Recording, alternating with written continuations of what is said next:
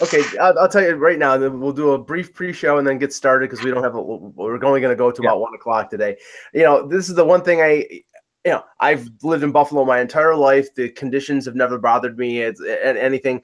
Last night it was 1 degree when I left the building. It wasn't a ton of wind, but once I got to my car and found out that my car being outside for 9 hours was enough to destroy the battery.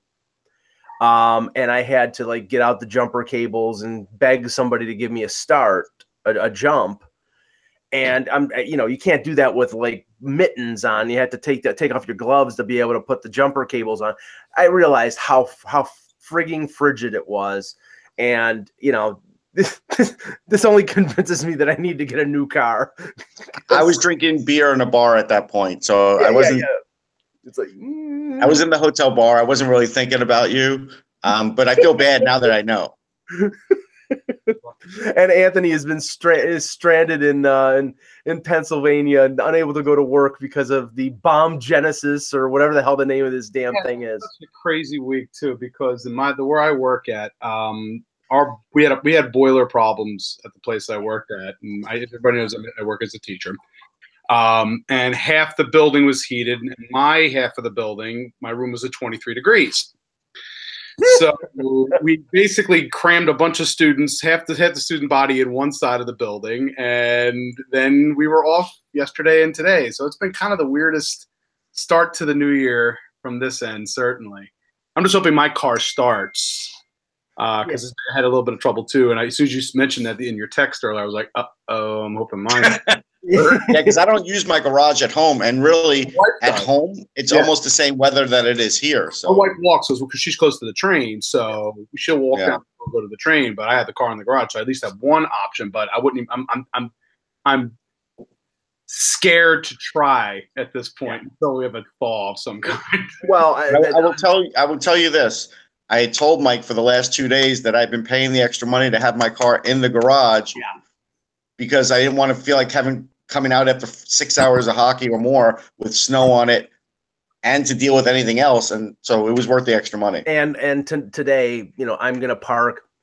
There are 2 ramps near the KeyBank Center. Even though they're $20, I'm going to pay the $20 and park there because I really don't at 11:15 when we're getting out after the post game to go to my car and it go like it did last night. So I'll better safe than sorry. But like I said, if anybody at a Honda dealership wants to give me a deal, I'm going to be coming your way in a little bit.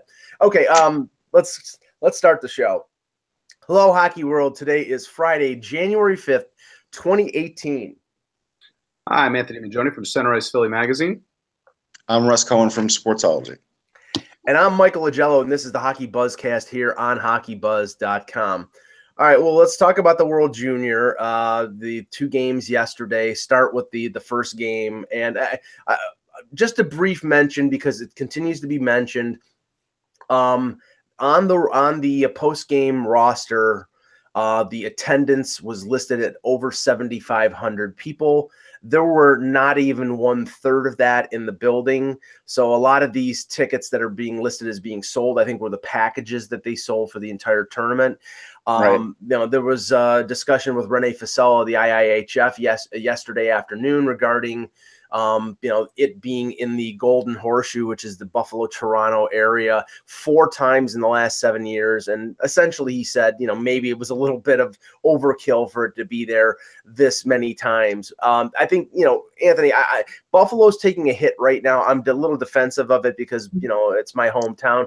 I don't think this is all just lack of support for Buffalo because Buffalo wasn't expected to sell out the game for Canada and the Czech Republic. That was on the Southern Ontario population, and there was 5,000 people there, Russ? Yeah. 5 or 6 for Canada. Yeah. Yeah. So I think Buffalo's taking an unfair hit here, but this is just this is a product of just going down this road in the same area 4 times in 7 years. I don't think it's going to be back for a while. I think there's something to be said for that, and I think we mentioned this in the previous show that where I guested with you guys was there's only so much money to go around, I think. And I think with a lot of so much focus being in on the outdoor game between the U.S. and Canada. Yeah. Again, there's only so much, disposable income that people have. And that, I think, is something that plays a role in this, in this tourney. Do I think it's probably going to that area? Well, maybe a few too many times. It's possible. I'm not going to fault Buffalo and say it's a Buffalo-specific problem. I think it's a World Juniors, championship schedule problem. I don't want to say, obviously, the World Juniors, the bubble is busted, because I've heard a couple of people say to me, hey, maybe just the interest of it's down, and when people aren't. And I'm like, no, I don't think it's that. I think it's just, it's going to need some new locations and in order to get people interested. I would be all for like Tampa Bay area. That'd be fine by me. and I also think, and this, I was talking with Russ about this yesterday. The variable pricing and the price point for the tickets for a World Junior, for maybe, for most people who are going to see, they're not like us who know multiple players on multiple teams. They know 2 or 3 guys, maybe the prospects for the teams that they root for. To charge over $100 for a 100 level seat for that kind of tournament. For the gold today, there's some over 200. Yeah, and I'm going to see whether those 2 guys outside are going to be carrying around the "I need tickets" signs. I'm going to take a picture of that and put it on Twitter, because if they are, they'll be walking around with big pockets with lots of tickets, because there's a lot. Here's the thing, though. But here's the thing. Today, I will place it on Buffalo for the bronze medal game, because tickets for the upper bowl are $20. Most people have kids that are out of school. Schools are closed here. Right. A lot of people are out of work. So literally, there's probably not going to be many people working. You could definitely go and fill the upper bowl for $20 a seat. I'd like to see it. Yeah, I'd like to see it, but I have a feeling we'll end up with the same crowd that we had yesterday for a game that was more meaningful. Here it's the bronze. Back then it was a chance to go to the gold medal game. So, okay, let's start with USA-Sweden. Really, and Russ, I said this on Vancouver radio yesterday. In the first 2 periods, I think the best player for the Team USA was their goalie. And then Wall made 2 really great saves to keep them within striking distance. But then in the 3rd period, it really fell all apart. Yeah, I mean, Sweden's on a roll. There's no question about it. But just the game before, they weren't anything like they were in this game. They showed flashes of it.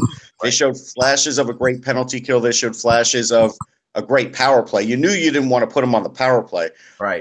But they still are a little sporadic, 5-on-5 scoring. But I will tell you this. I mean, again, I'm going to now call him AFJ, because it's too many letters in his name.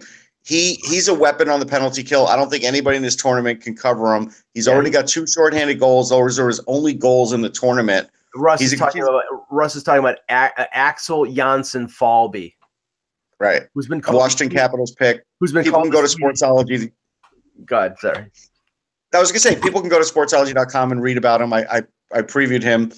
I spoke to him. But look, Dahlin looks great. Philip Gustafson's playing better than I thought he would, actually. He's really been really safe on his cover-ups, and that was something where previously I was a little worried about him. He's really improved. So this is a tough Swedish team. Look, Logan Brown could only straight line skate. He couldn't turn.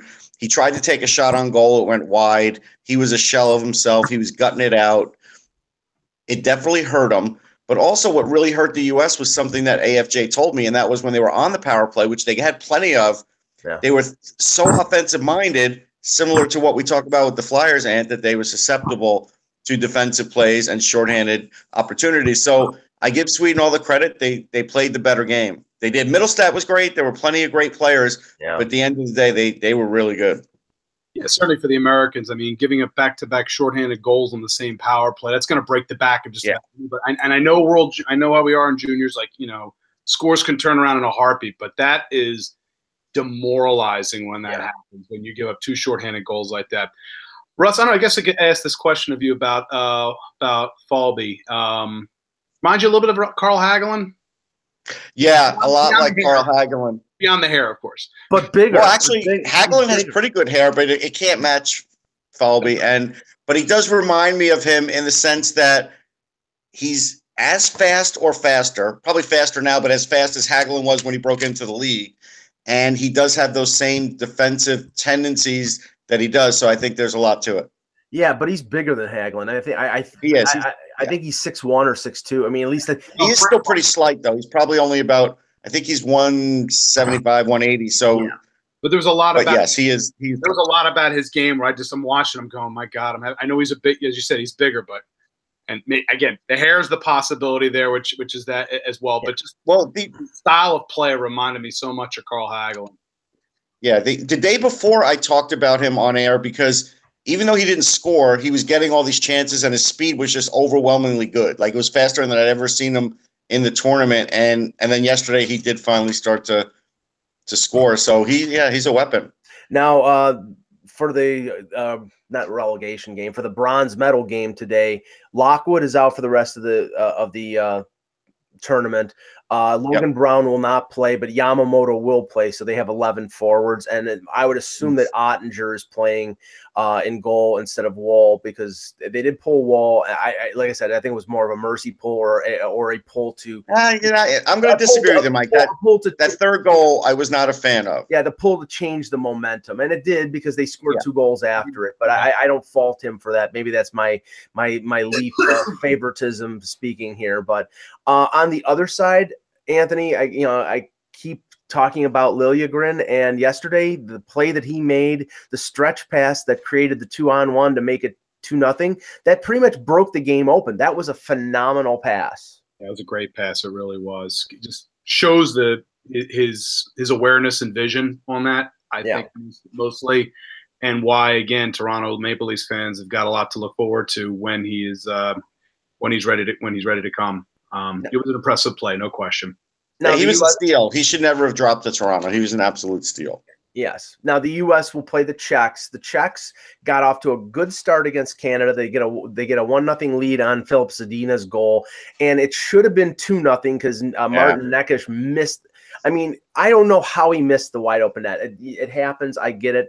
Did he hit the crossbar, Russ, or was it just? I think he hit the crossbar. Yeah. Okay. After that, Canada gets a power play, Steele scores, and basically at that point they right the ship. They get back, and the game was over with. Drake Batherson scores a hat trick. They win 7-2 over the Czechs, and now it's Canada versus Sweden for the gold medal game. Let's just talk about the Canada-Czech. Russ, did you think that Canada was ever in danger in this game? Because I thought they in the beginning. No, but if it would have been 2-0, it certainly would have changed their approach, and I would have liked to have seen what that would have done. But they were never in trouble. Like that, it was a steamroll game. Drake Batherson was having the game of his life. But the thing about the Czechs is they do draw a lot of penalties. They do have a great power play. Right. I mean, they have Necas, they have Kaut, they have Zadina, and so they have a lot of firepower. They have Ruzicka. They have a good first power play, and so you don't want to put them on there. And Canada did a good job, but they still gave up a lot of power plays. Maybe 3 or 4. The thing about it is, though, while Carter Hart was good, he wasn't completely locked in, and he definitely was not locked in early. Yeah. And so that's something where if there's a little bit of worry for Canada against Sweden, that's going to be the little bit of worry. Right, and Canada's power play was 3 for 3 against the Czechs. So, and I think it was the first three goals were all power play goals. So they were. It really put the Czechs behind the 8 ball. I mean, going into that game, I thought Canada was going to blow them away, and they ended up doing it. We all did. Yeah. Just to touch on the Hart thing, because and I'm not going to debate. Well, I'm going to debate it, but I'm not going to tell you who I'm picking. But we have to pick the best players by position for the tournament. And my dilemma for looking at Hart is I think Hart is the best goalie in the tournament. I just don't think he's been tested enough to say that he's played the best in the tournament. But the question is, who is? I mean, I think maybe it's the Swedish goalie because he's played pretty well. But, I think it's Gustafsson. Yeah, I do. But that's a strange dilemma because I think Hart is the best guy.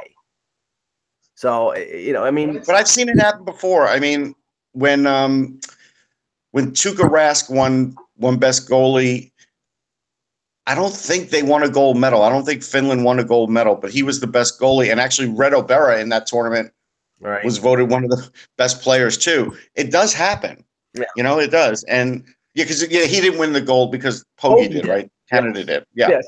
So, but Rask was the better goalie. Like he was just Pogge probably had better numbers too. So yeah, it can happen. Yeah, he was. Yeah, you're going down the well-traveled Maple Leaf road of, oh damn, I wish we'd have kept that guy and said the other one. Well, he's a good chef. Yeah. There you go. So okay, Canada, Sweden tonight, gold medal game. I would say, it's not a stretch to say these have been the two best teams in the tournament, because sometimes you get to the gold medal game and the best team doesn't get there. It's circumstance, and sometimes they'll lose before that.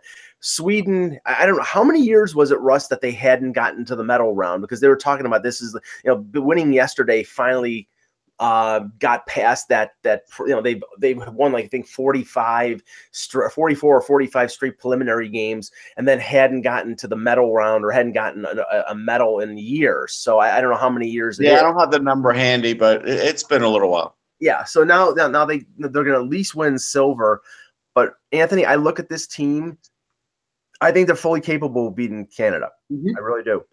Yeah, I think they absolutely have the capability in Canada, and I think they have the motivation to do so as well. It's actually, you think about it, after what happened to Canada last year, it's a really, you should always be motivated, obviously, in a medal game, no question. But I think both teams have really sort of, something on their shoulders that they want to basically get off. And in this circumstance, for, let's say, Carter Hart, for example, he may be the most talented goalie in the tournament, as we talked about. But, again, he's going to probably need to have a no doubt about it performance in the gold medal game to probably for the tournament. So there's motivation there after what happened last year. But the Swedes, this is one of the most talented Swedish squads that I think we've seen. We've seen some pretty talented ones over the years, but there's some real guys who are in really good roles that I think are maximizing their capabilities. I think it's going to be real interesting, but I think Sweden's got a pretty good chance of pulling the medal out, of pulling the gold medal. I really do. Russ, what do you think? Yeah, I'm in Anthony's ballpark. I picked Sweden this morning on air because I slept on it, and like AFJ told me, he has more to give. They don't have the pressure on them, no, but they do. They are focused, and I do feel like there are guys on that team that have more to give. I know Alex Nylander has more to give. Yeah. And if he happens to give it in that game, I think Canada will have a problem. I do like Canada's forecheck. I like their first couple lines, and I like their first couple of D pairs have been really good. Yeah. But again, other than Batherson in that game, nobody is really like the standout guy. It's a really good team, though. Mm-hmm. And that's the thing. They're a really good team. But this Swedish team scares me against teams now because they could just strike it out of nowhere. Like, they're slow starters. Like, at the beginning of the game, they're not great.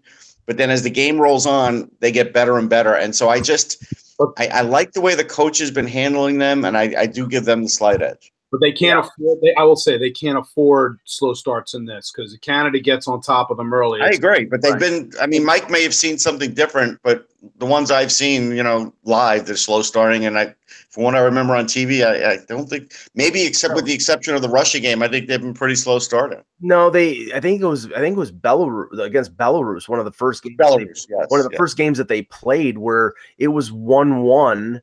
In the middle of the second period, and then they finally woke up. And one of the things that the Swedish coach did was put Dahlin and Liljegren together on the top pairing, and he apparently has said that that's something that he does when he knows the team needs a spark. But the one thing that I would say, and I think these are fairly even teams. I sort of gives a slight edge to Sweden, but the one thing is both teams have lethal power plays. If anybody gets in penalty trouble, it's gonna kill them, because the Swedes' power play is fantastic with Anderson, Pettersson, Zetterlund, Nylander, and Dahlin, and they keep that out there for most of the 2 minutes. And Canada's got a higher percentage power play, but the thing is, there's just a slight tweak in the Swedish one, because sometimes they don't put enough guys in the crease and they just pass it too much. Yes. If they just cut down on that a little bit, they'll have the better power play. Right.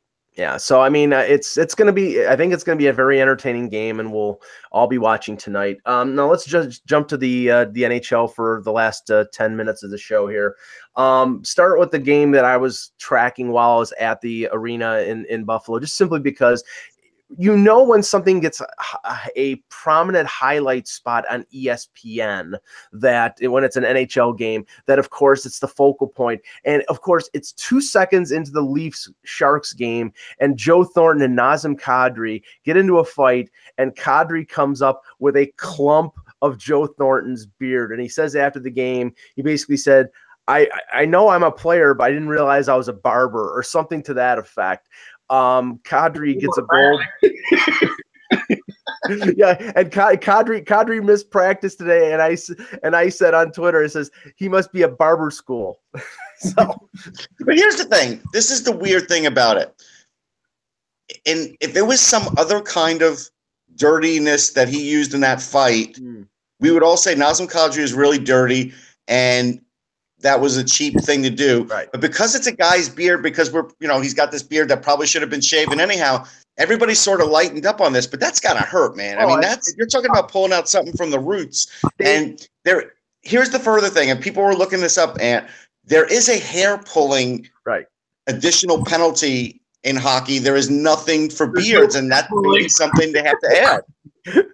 And that a little addendum to the CVA. There you go. But no, you watch the replay, and Kadri's grabbing at the collar, and his beard is so damn long that it's like if you're trying to grab at the collar, you're gonna get a clump of General Longstreet's beard here. Stop taking my line. That was my line. Excuse me, Stonewall Jackson. Okay, I've been saying Long Street. No, that's a Long Street beard. That thing's ridiculous. That thing's just ridiculous, especially with the graying at the edges of it. Yeah, it might be gone by now. Like I wouldn't be shocked if he's already shaven it. No, but the probably just trimmed it out and evened it out. You know, the funniest thing was that Kadri lets go of this clump on the ice, and then they picked it up, and Aaron Dell was carrying it in his glove at the end. I mean, what are they going to do surgically? Are they going to put extensions and surgically? Maybe they're sending it to the Hall. Maybe they're sending it to the Hall of Fame. I love the Photoshop where it's Joe Thornton supposedly holding up a puck, and instead it was the Photoshop club. The beard. I think they should. I think they should put it on exhibit in the Hall of Fame. That's what I think. Well, Kadri broke a 12-game pointless streak. He got a goal. The Leafs win 3-2 in a shootout. They break a 3-game losing streak. They've been struggling a little bit, and their defense has not been playing well lately. When you're forced to put Martin Marincin in the lineup, your defense is not good. And they finally have decided to call up Travis Dermott, the 2015 draft pick. They called him up this morning, and send Marincin back down to the minors where he belongs.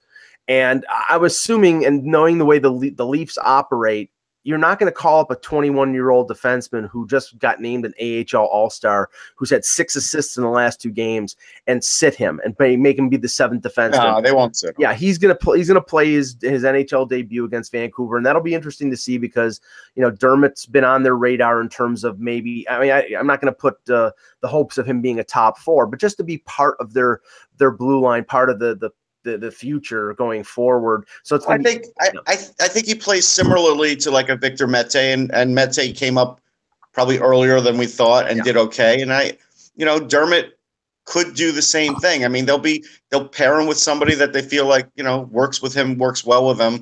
Right. Whoever that is in practice, they'll look at it, and I think you'll see something out of him, but. It's probably temporary. Most likely, it's going to be temporary. Yeah, I think. But we'll see. I think what they're doing, Russ. I think they're giving him a look to see if he's ready, and if he is, then maybe they don't have to go out and make that move for a rental defenseman. But more than likely, I think they're giving him a look because he's had 6 assists in the last 2 games. I think they're rewarding him. They're also seeing whether and then if he's not ready yet, then. Lou Lamoriello's got to go to work, which I think he's going to have to anyway. Okay, Anthony, Flyers beat the Islanders 6-4. I didn't see any of this game. What did you take away from it other than the fact that they've been overplaying Brian Elliott to death? Beyond the fact that they're playing Brian Elliott to death, and the fact of the matter is I knew probably a couple weeks, about a week or week and a half ago when I looked at the Flyers schedule, I said, he's got a chance here to potentially be looking in mid-teens, 15, 16 straight starts, and then going into this weekend, St. Louis would be where they, once Neuwirth was healthy, they're in a spot here where they had to play. They had to play him. They had to play Elliott because they're playing so far from behind after the 10-game winless skid. So he's certainly began to look physically fatigued in the game. Bill Meltzer from Hockey Buzz as well also mentioned the fact, and I noticed it too, that the top side was very open on Elliott. The glove was sagging a bit. So we knew he was going to give up at least a few in this one. And adding to the mix from the Islanders' perspective, boy, their defense is super loose right now. Well, they're shorthanded. I mean, they're shorthanded. They are shorthanded, but boy, even the forward to D just gap. I've seen it enough times with the Flyers where we've had issues where it's easy to really kind of counterattack them. I think they very much fed into what Philadelphia has liked to do lately, which is getting playing a 1-2 and then 1-2 on the forecheck, and then just get them on the counter rush in the neutral zone, and they ate them up in that second period pretty well. So it was a game the Flyers also had a lot of motivation to win as well after the absolute just stink bomb of a second period that they gave up against the Penguins. This was a game where they knew if they're going to keep themselves in the pace here, they had to have this game. So they also had motivation as well. It was I would say a good game for the most part. I thought Chocourtier's efforts were really good. Strange at the end with the amount of fights that happened in a 1-goal game. I did see that. I did see some of that, yeah. The third fight, I was especially Couturier coming off the ice on a 5-minute major late in the game was kind of like, oof. You don't want your number one center, even if it is him and Josh Bailey, who's one of the Islanders' obviously top players. It's still not a good trade-off when you're the team that's ahead and trying to hold the lead, and your best two-way forward is out of your lineup for the remainder of that game. So yeah, the Islanders are in deep trouble. They are. There's some definite concerns there, I think, with the Islanders, no question. Well, I mean, okay, DeHaan's out for the year. Boychuk is out week to week. Have they called up Pulock? Did Pulock? Yeah, Pulock came up. Pulock got a goal. Yep. Okay. All right. So that goal looked good for him. He was on the rush there. That was a nice shot by him. Could Elliott have stopped it? Yeah, maybe. It wasn't the best goal. Last night that were I'm telling you, he looks fatigued. I would not be surprised tomorrow if they announce Michael Neuwirth will be the starting goaltender. They need to give him a break, and then they get. So, obviously they'll have some time off after that for everybody to get a breather. But Elliott, I think he really does. I don't know if this is the longest stretch of his career that he started in a row, but if it's not, it's got to be top 2, top 3. And when we had Kevin Allen on the show early in the week when we talked about the Islanders, we said their defense was in trouble, and obviously it is with the injuries, but their goaltending as well. And again, I don't see this team with all the firepower that they have going anywhere with Greiss and Halak. So on top of maybe bolstering their defense, I think Garth Snow's got to find himself a goalie. I don't know if it's going to be Robin Lehner or Eddie Lack or whoever, but I think you have to address. Lack has already been moved. He got traded to the. He was. No, I know, but I don't think he's staying in the Devils. More flight about getting him flipped one more time. Yeah. I think that's a possibility. Russ thinks it's a possibility. Now I have to tip my hat to Mr. Cohen here because the Carolina Hurricanes beat the Penguins 4-0. Cam Ward with the shutout, Sebastian Aho with a couple goals. We've been noting all year the struggles of Scott Darling. I was questioning whether Scott Darling was the next Cam Talbot. They signed him to the 4-year deal as coming off being a backup in Chicago, and I don't think he's a bad goaltender. I just don't know if he's a number one. And Russ said about a month ago that they're probably going to have to go with Cam Ward, and Cam Ward now has got Carolina in a playoff spot. They're the second wild card team. Mm-hmm. Yeah, I mean, it was one of those things where we kept hedging it, saying Darling's not looking good, and then I looked at the standings and I just definitively came out and said that I felt like they got to go with Ward because this is their only shot for the playoffs. Like that's how strong I felt about it. It's not a guarantee, but Ward's been there before. He's played a little better in the last year than he did maybe 2 years ago. Yeah. So, they have a pretty good team. They needed decent goaltending. Now, I'm just going to jump to this game, and then we're going to end in a couple minutes here. The Oilers win over the Ducks 2-1 in a shootout. And just before the game, the Oilers announced they'd acquired Al Montoya from Montreal for a conditional draft pick. Not the biggest of deals, but that, they were hurting when Talbot went out. Laurent Brassois did not account himself very well. He had a couple good games, but I don't think they think he's ready to be an NHL, even an NHL backup. Montoya pretty much ends that experiment because he's got another year on his contract. But this is a move that, you know, pretends that Edmonton thinks that they're still in the race, and I don't know whether they just don't want to hemorrhage, you know, backup points. They're going to try and stay in it, so that's how they'll do it. Yeah, I mean, it's a good trade. A 4th-round pick's not any real worry, and he's not. Montoya's a legit NHL backup, and again, they've got certainty. At least they can just say, you know, here is our 2 goaltenders for the next couple seasons. As they develop other prospects. But I also think it's a signal with Montreal because they have Charlie Lindgren, and Lindgren played well, so he can move into the backup spot. But it's also Montreal maybe beginning to start that tear down situation where you know, I mean, that's not a big move, but you know, there's been talk about Pacioretty and a couple other players, so maybe Marc Bergevin is going to start getting activated in the next couple of weeks and maybe try to get a jump on some other teams. Yeah, I think there's a pretty good chance of that right now as Montreal continue their slide in terms of they got, again, we've discussed ad nauseum how this team is structured, and it's like a weird Lego set. It's best to describe them the way they're structured. Yeah, And you know, they got a win yesterday against Tampa Bay, but you know, Carey Price had to do his best Terry Sawchuk imitation to get the win. So it's you know, I mean, if Price plays great, they win. If Price plays average, they don't score enough goals to win. So that's the formula. Absolutely. All right. We must go. Everybody enjoy the World Junior Gold Medal game and the games on the weekend. We will be back on Monday with another edition of the Hockey Buzzcast. For Anthony Mangione, for Russ Cohen, I'm Michael Agello. Thank you for watching. And remember, without the buzz, it's just hockey.